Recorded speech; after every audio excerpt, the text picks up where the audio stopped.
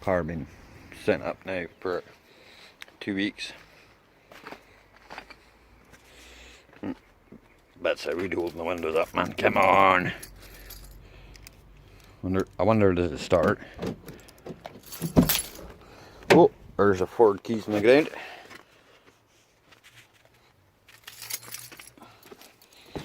Oh man.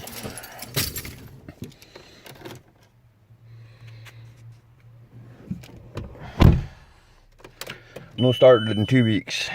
Yeah, service now. It's just all the service. I need to reset that.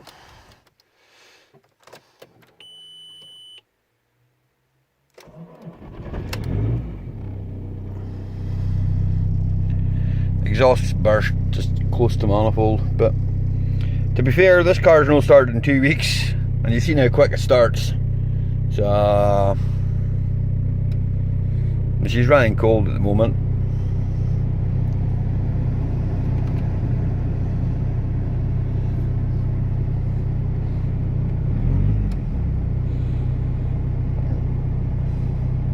Not bad for an old 2003 car. Poor old Volkswagen badge is a bit dilapidated. Never mind, at least it goes.